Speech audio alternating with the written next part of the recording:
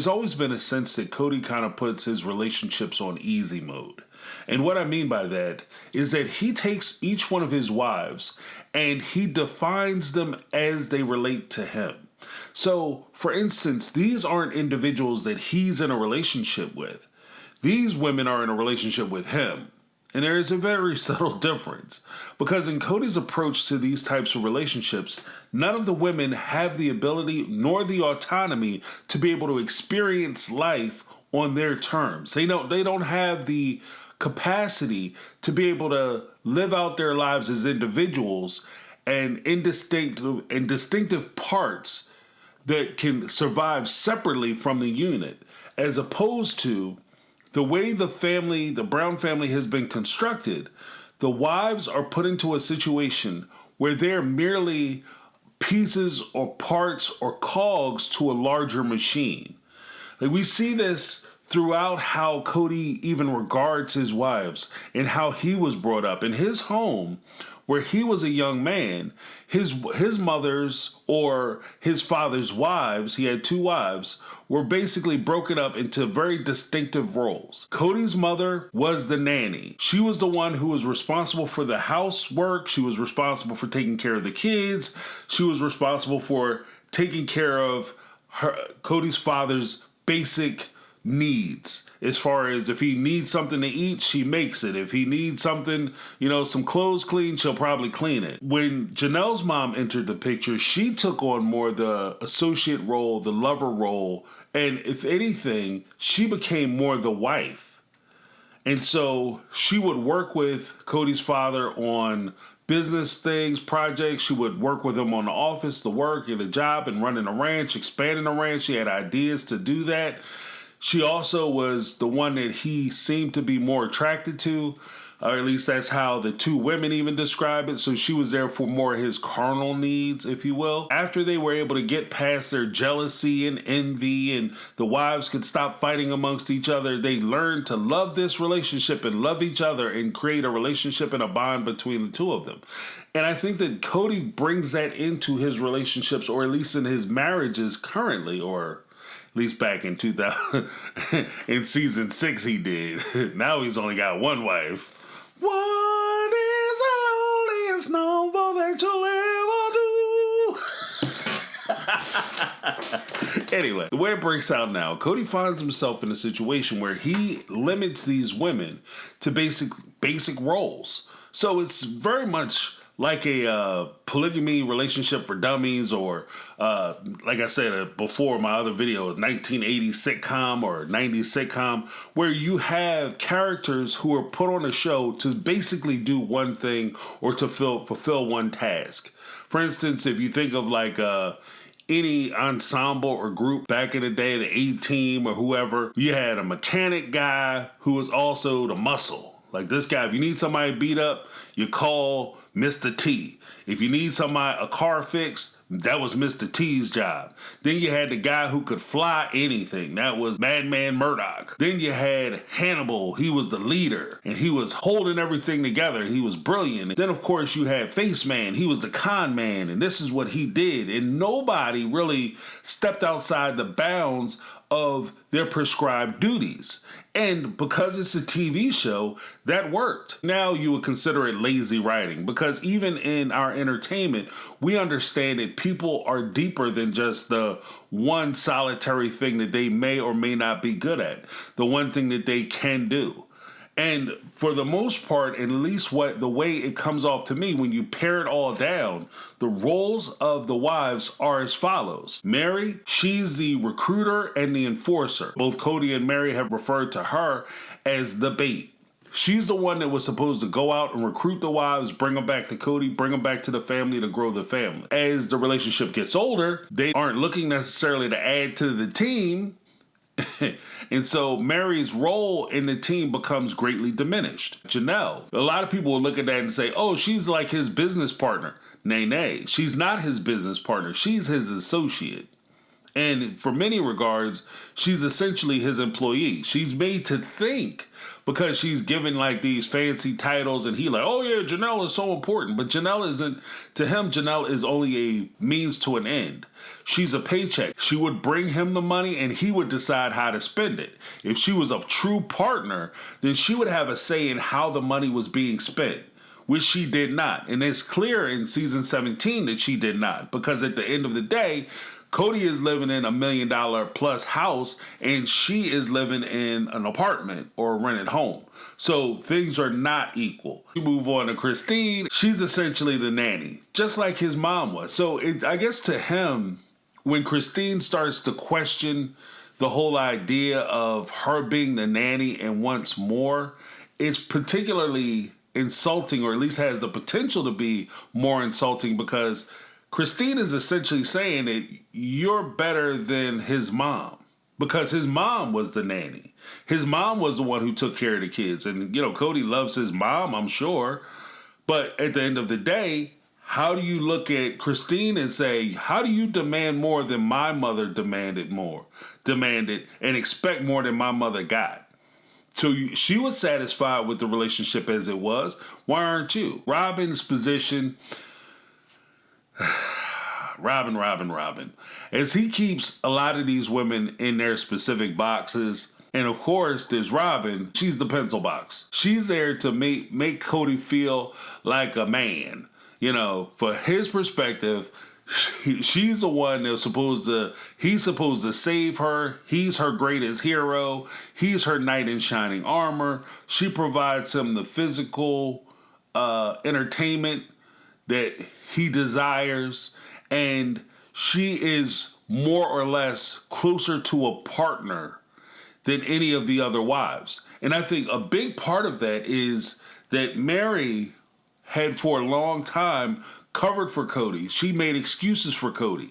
And then in comes Robyn. She recruits Robyn into the family, and she was basically training her replacement. Now, I know there's going to be some people who are insulted by my term of calling Robyn codename Pencil Box, but here's the thing. You should be insulted when I call Meri the recruiter and you call her bait. You should be insulted when I call Janelle the associate, because she's basically working for the family and working for Kody specifically.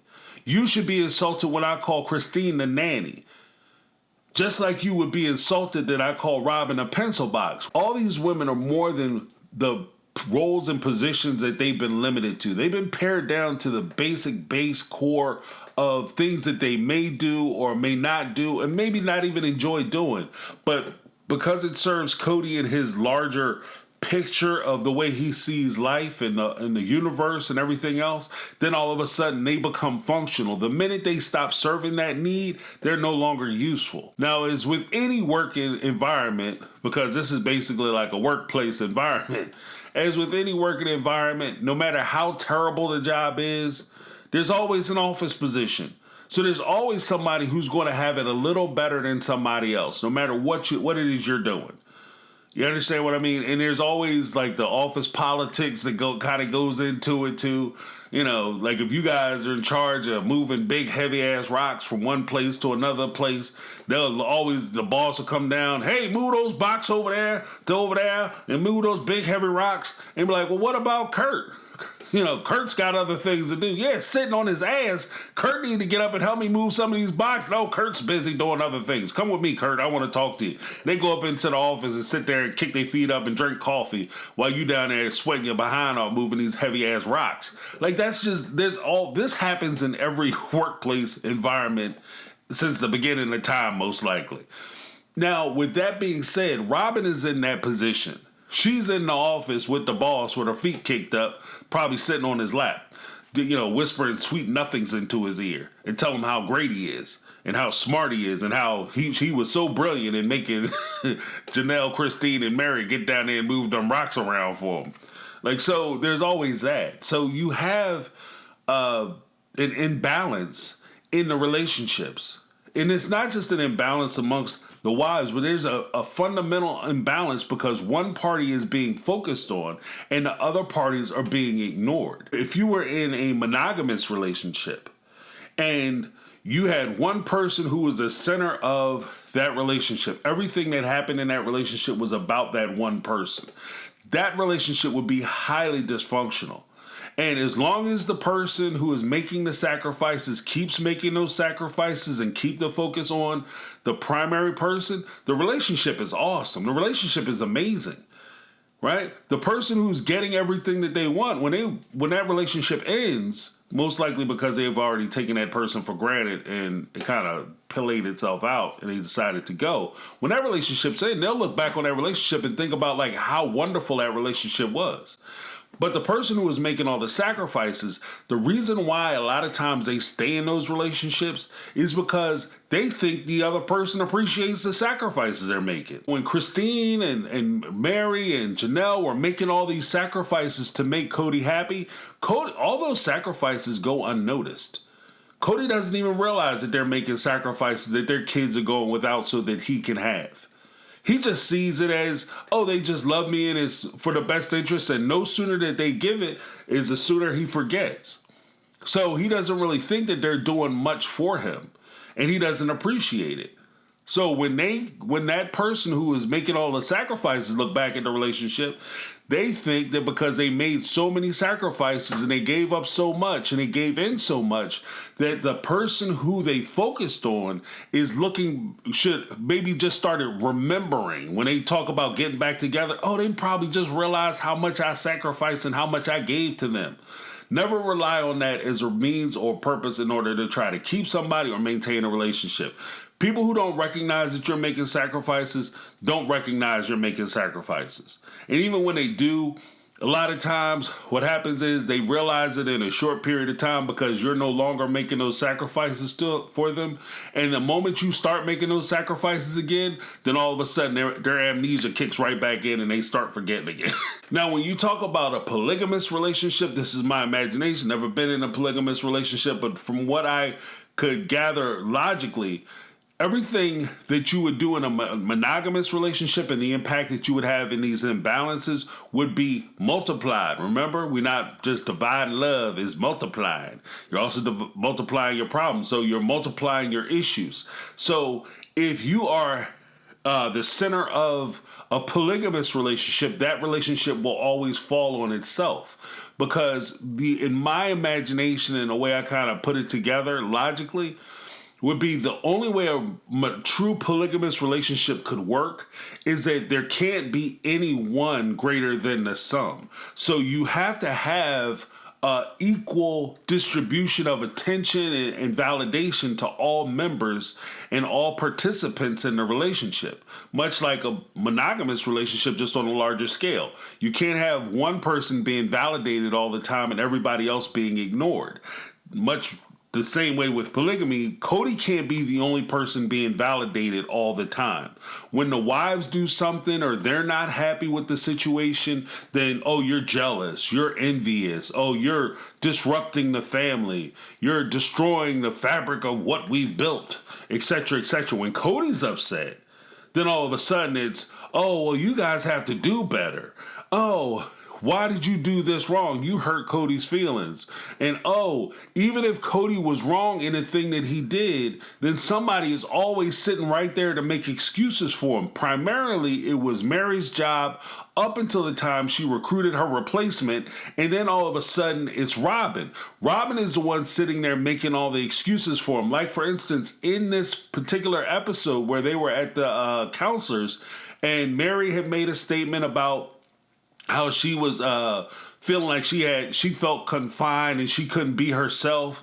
And then all of a sudden Kody comes in and he criticizes her.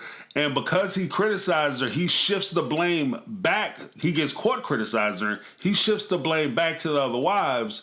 And then in support of what he was saying, this is what Robyn had to say. It's not just about Kody with each one of us. It's all of us with each other. You see, because in Robyn's world, it's easy for them to take it off of Kody and put it onto the wives.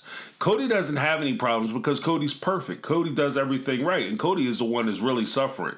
It's the other wives who have all the problems. It's the other wives who are causing all the problems. When you really look at the situation, Robyn finds herself in a period where she's supporting Kody, she's defending Kody, she's making these excuses for Kody, and then later down the line, when the relationship falls apart, she's going to be the first one standing there talking about how abusive Kody was. And hey guys, you can like me now because I'm going to tell y'all all the stories and all the secrets about how abusive and terrible Kody was to these other women and me. And that's how she's going to try to get around it. And unfortunately for her, I don't think many people have the sympathy chips necessary. They don't have the buy-in with her particular character to go along with her all of a sudden switching the script and then trying to be the victim. Because you had a healthy hand in that victimhood of the other sister wives. You were okay with it. You were fine with it as long as you were getting the things that you wanted and the things that you needed from the situation. You were okay with Kody being an asshole. But the second you're no longer able to buy the things you want or get the material goods you want or get the attention you want, then all of a sudden you're okay with calling Kody a jerk. We all know how season 17 ended, but when Robyn eventually dumps Kody, he's going to realize that he never had the skill set to juggle all those wives. That's my take. I'm James. This has been my take on reality, and I'm out. 'Cause I've been living life right like I could just die.